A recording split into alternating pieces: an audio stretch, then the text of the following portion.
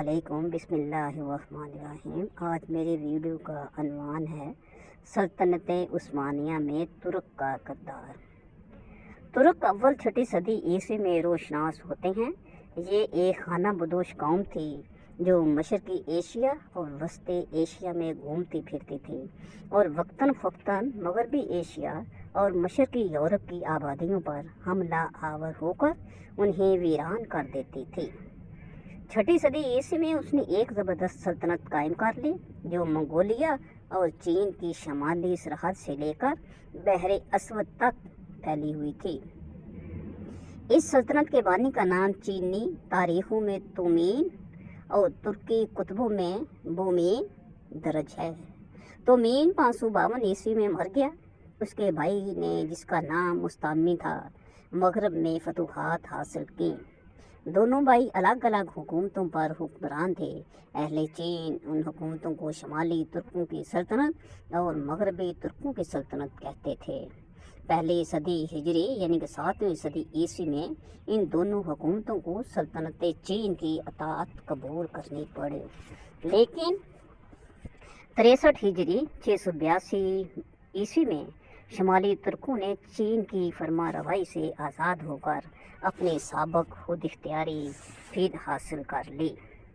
قطبات اور خان جو منگولیا کے دریائے اور خان کے نام سے منسوب ہیں اور ترکی زبان کی قدیم ترین یادگار ہیں۔ ترکوں کی اسی شمالی سلطنت سے تعلق رکھتے ہیں۔ یہ سلطنت 126 ہجری 740 تک قائم رہی۔ مغربی ترکوں میں ترگیش کا قبیلہ سب سے زیادہ ممتاز تھا۔ اس کے سرداروں نے پہلی ہجری 7ویں صدی عیسوی کے آخر میں خاقان کا لقب اختیار کر لیا تھا، لیکن 121 ہجری 737 عیسوی میں عربوں نے نصر بن سیار کی قیادت میں ترگیش کی حکومت کا خاتمہ کر دیا۔ ترک اسلام میں ترکوں اور عربوں کے تعلقات پہلی صدی ہجری میں ولید اول کے عہد خلافت سے شروع ہوئے۔ اسی عہد میں قتیبہ بن مسلم نے پکیس، بخارا، سمرقند، خوارزم، فرغانہ، شاش، تاشقند اور کاشغر کے ترکی علاقے فتح کر کے وہاں اسلامی حکومت قائم کی، لیکن ان فتوحات کا اثر ترکوں کے قبول اسلام پر بہت کم پڑا اور وہ بدستور بت پرستی کرتے رہے۔ البتہ سمرقند میں قتیبہ کی بت شکنی نے بت پرستی کا خاتمہ بھی کر دیا۔ جب قتیبہ وہاں پہنچا تو اسے بہت سے بت خانے نظر آئے جن کی نسبت عام طور پر یقین کیا جاتا تھا کہ ان کے ساتھ بے ادبی کرنے والا فوراً ہلاک ہو جائے گا۔ قتیبہ نے ان بت خانوں میں آگ لگا دی، مگر اس پر کچھ آنچ نہ آئی۔ یہ دیکھ کر بت پرستوں نے اسلام قبول کر لیا۔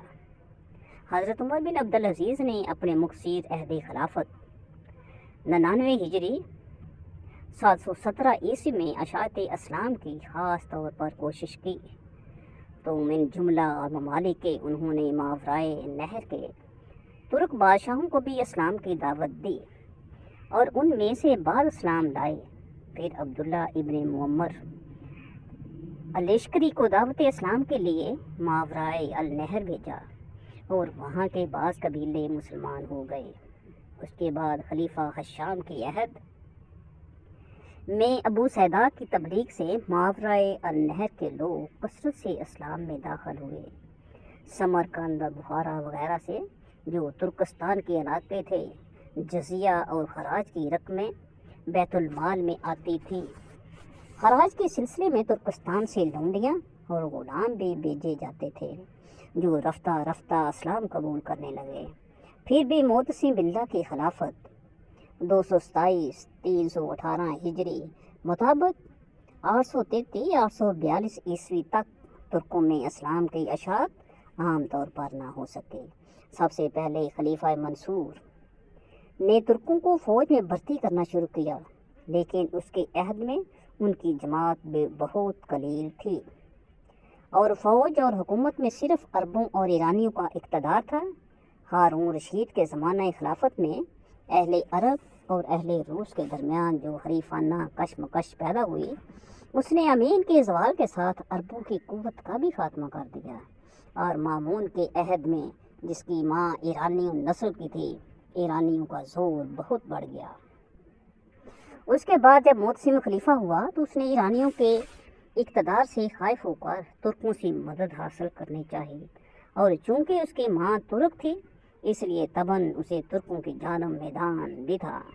چنانچہ اس نے ہزاروں ترک غلام خرید کر انہیں اسلامی تعلیم اور فوجی تربیت دی، اور اب فوج میں ترکوں کی تعداد اور قوت تیزی کے ساتھ بڑھنے لگی۔ گبن لکھتا ہے کہ معتصم نے، جو اس خطرناک مثال کا سب سے پہلا بانی ہے، 50,000 سے زیادہ ترکوں کو دارالخلافت میں لا کر آباد کیا۔ اس نے ان کے لیے طلا کا ریشمی لباس تجویز کیا اور زرعی طبقے وردی میں شامل کیے، جس کی وجہ سے ترکی دستے دوسری فوجوں سے ممتاز معلوم ہوتے تھے۔ ہر سال ہزاروں ترک غلام پایہ تخت میں لائے جاتے تھے، ان میں سے کچھ محافظ شاہی دستہ میں شامل کیے جاتے تھے اور باقی فوج میں بھرتی ہوتے تھے۔ جو اپنی قابلیت میں زیادہ ممتاز ہوتے تھے وہ فوجوں کے سپہ سالار مقرر کیے جاتے تھے۔ جوں جوں ترکوں کی قوت فوج میں بڑھتی گئی، عربی دستے کم ہوتے گئے۔ ترکوں کو چونکہ خلیفہ کی خاص سرپرستی حاصل تھی، اس لیے وہ کسی کی پرواہ نہیں کرتے تھے اور بغداد کے سڑکوں پر بے تحاشا گھوڑے دوڑاتے تھے، جس سے اکثر عورتیں اور بچے ٹکرا کر زخمی ہو جاتے تھے اور بعض اوقات مار بھی جاتے تھے۔ اس لیے بغداد کے باشندے ان کے مظالم سے بہت جلد عاجز آ گئے۔ جب معتصم کے پاس ان کی شکایتیں کثرت سے پہنچنے لگیں تو اس نے فیصلہ کیا کہ ترکوں کے لیے بغداد سے یا باہر ایک چھاؤنی بنائی جائے۔ اس غرض کے لیے اس نے سامرا کا مقام پسند کیا، جو بغداد سے تقریباً 60 میل کے فاصلے پر واقع تھا۔ یہ مقام اس کو اس قدر پسند آیا کہ اس نے اس کا نام بدل کر سرمن رائے، جس نے دیکھا خوش ہوا، رکھ دیا۔ فوجی بارکوں کے علاوہ خلیفہ اور وزراء کے لیے بھی عالی شان محل تیار کیے گئے، اور چونکہ معتصم نے بغداد کا قیام ترک کر کے اپنی ترکی سپاہ کے ساتھ سامرا میں رہنا شروع کر دیا تھا، اس لیے رایا کے ہر طبقے کے لوگ اسی نئے شہر میں آ کر آباد ہونے لگے، اور تھوڑے ہی دنوں میں سامرا ایک نہایت پر رونق شہر بن گیا۔ وہ 221 ہجری سے لے کر 279 ہجری اور 894 836 تک 7 خلفائے عباسیہ کا دارالسلطنت رہا۔ جب معتصم تخت پر بیٹھا اس نے سامرا کو چھوڑ کر پھر بغداد کو پایہ تخت بنایا۔ معتصم کی ترک نوازی کی وجہ سے رفتہ رفتہ ترکی شہزادے اور امراء بھی ترکستان سے آ کر سامرا میں آباد ہونے لگے، جن میں بعض بت پرست اور بعض آتش پرست تھے اور بعض مسلمان ہو گئے تھے۔ دارالخلافت میں رہنے کے بعد غیر مسلم ترکوں میں بھی اسلام پھیلنے لگا، اور اس تعلق سے ماوراء النہر کے ترکوں میں جو اپنے وطن میں مقیم تھے اسلام کی اشاعت ہونے لگی۔ ترک سرداروں کے اسلام قبول کر لینے سے ان کے جرگے اور قبیلے بھی مسلمان ہوتے گئے۔ 4 صدی ہجری یعنی کہ 10ویں صدی عیسوی میں ترک بطوع خاطر بکثرت اسلام میں داخل ہوئے۔ 920 عیسوی میں 2 لاکھ ترک گھرانے خیمے مسلمان ہوئے۔ ابن اسیر کا بیان ہے کہ ماوراء النہر کی ایک ترکی قوم کے 10,000 گھرانے جو بلا ساغون اور کاشغر کے نواح میں اسلامی علاقوں پر دعوے مارا کرتے تھے۔ صفر 435 ہجری دسمبر 1043 میں اسلام لائے۔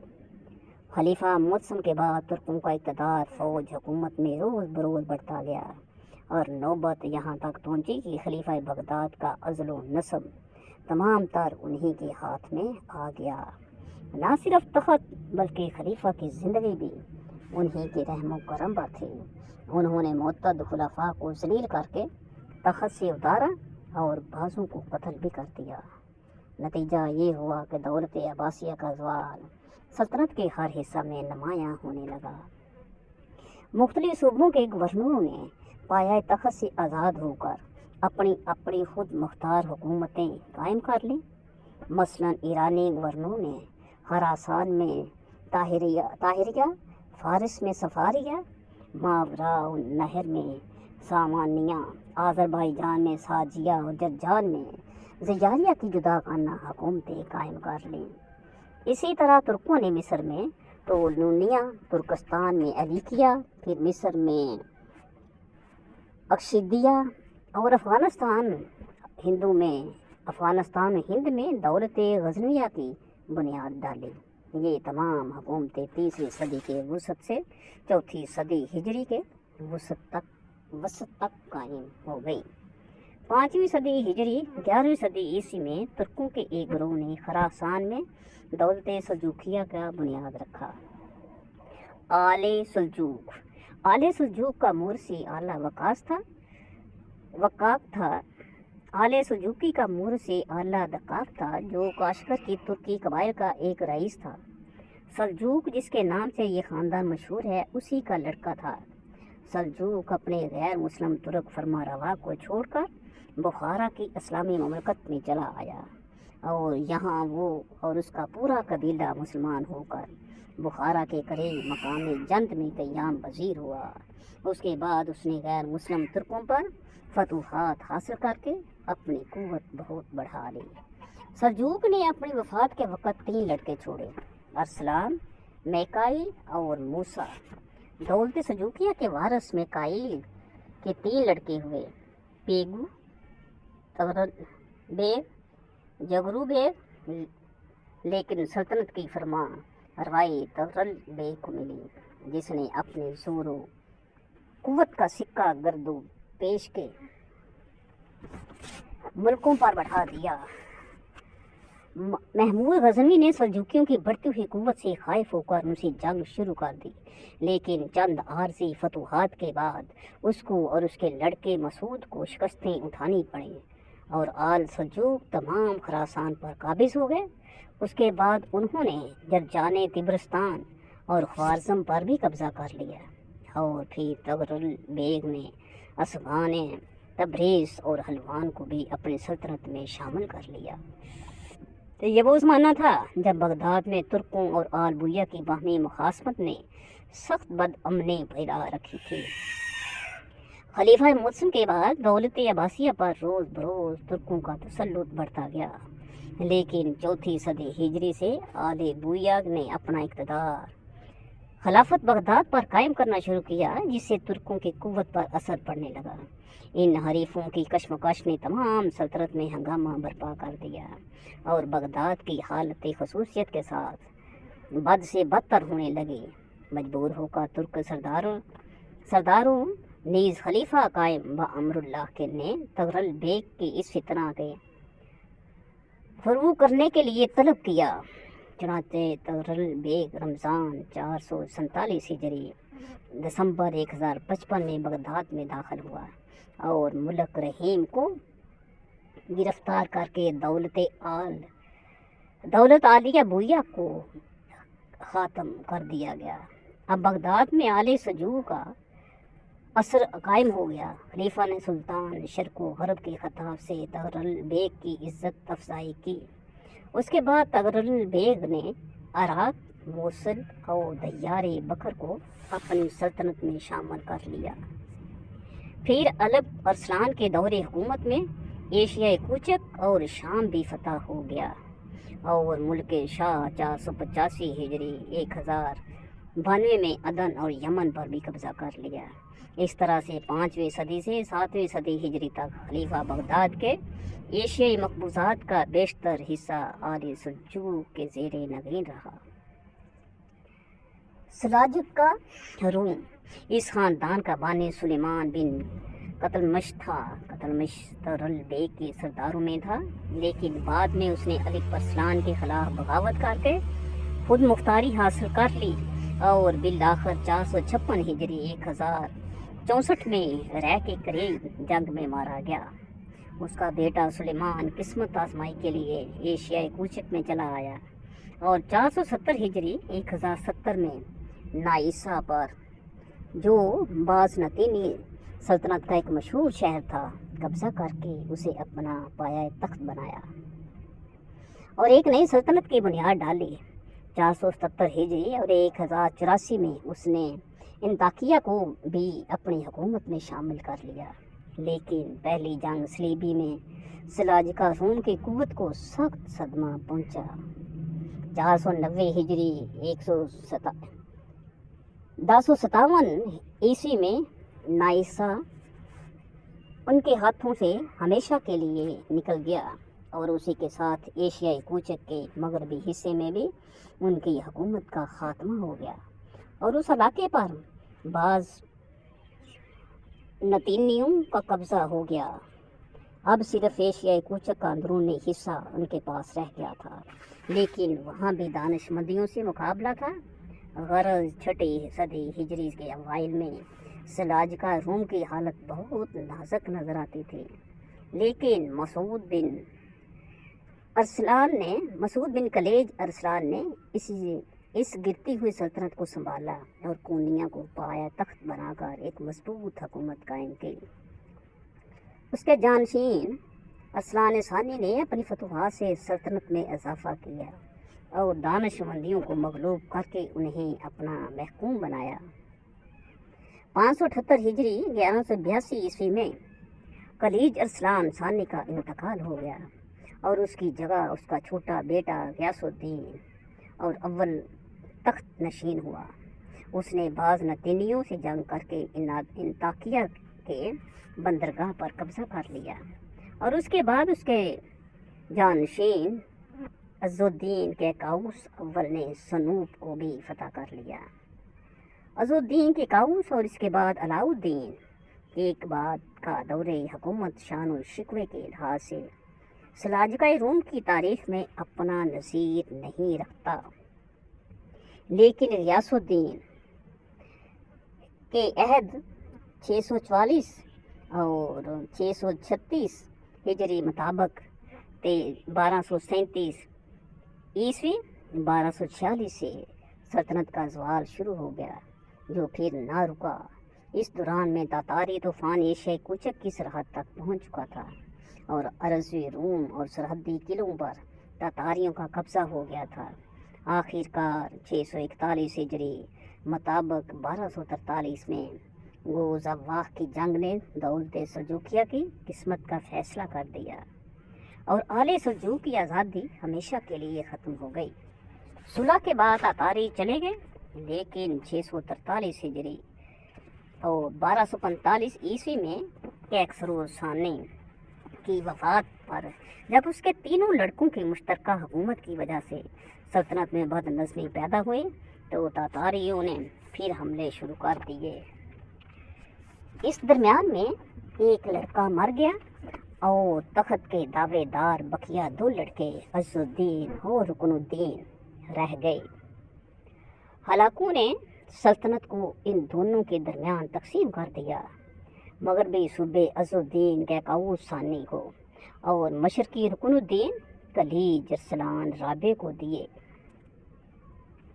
लेकिन हुकूमत दरअसल तातारियों की थी और सलातीन सल्जूक का अज़्लो नस्ब उन्हीं के हाथों में था। तातारियों के तशद्दुद से आजिज़ आकर उमराए सल्तनत ने अहले मिस्र से मदद की दरख्वास्त की और मिस्रियों ने एशियाई कूचक में तातारियों को शिकस्त देकर भगा दिया। लेकिन उनकी वापसी के बाद तातारियों ने पूरी तरह इंतकाम लिया और दौलत सल्जूकिया के रहे सहे इक़्तिदार को भी खाक में मिला दिया। सल्तनत की कमज़ोरी से फ़ायदा उठाकर मुतअद्दिद उमरा ने मुख्तलिफ सूबों में खुद मुख्तार हुकूमतें कायम कर लीं। उनमें बनु करमान और बनु अशरफ अपनी क़ुव्वत और असर के एतबार से ज़्यादा मुमताज़ थे।